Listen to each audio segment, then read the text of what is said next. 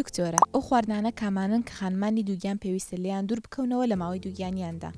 ئەکید خواردنی تەندروست بۆ خانمی دووگیان زۆر زەڕورە لەبەر ئەوەی بۆ تەندروستی خۆی بۆ گەشەی کۆرپەلەکەی. بەڵام چەند خواردنێکن ئێمە ڕێنمای خانمان دەکەین کە وەری نەگرن، لەوانە گۆشتی کەم کوڵاو وەکو گۆشت ستێک یاخۆت کەبابێک کەم برژابێ لێی دوور بکەونەوە باشترە. و هەروەها ماسی ئەگەر هاتو ماسیەکی گەورە بوو بە زۆری ئەو ماسیانەی جیوایان تێدایە ماسیە گەورەکان ئەوانە خۆی لێ بە دوور بگرێ. و هەروەها لە 3 مانگی یەکەم خۆی لە خواردنی زۆری جگەری ئاژەڵان بە دوور بگرێت لە بەرەوەی بڕێکی زۆر ڤیتامین ئەی تێدایە.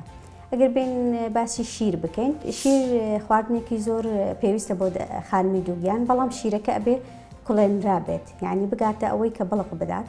هەروەها ئەو پەنیرانەی کە دەیخواتن دەبێت لی نووسرا بێ پاشتەرایزت، واتە کوڵاو بێ، لە شیری کوڵاو دروست کرابێ. هێلکە خانمی دووگیان دەبێت هێلکەکەی جوان بکڵێنێ، نابێ هێلکەکە خاو بێت کە دەیخوات.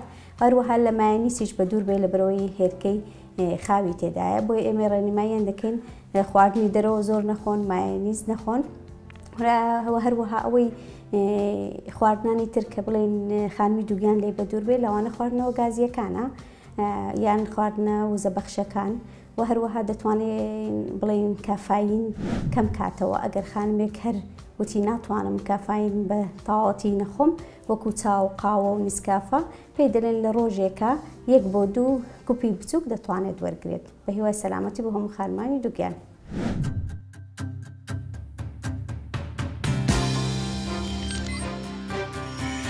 میهرەبانی، دڵسۆزی و لێزانی.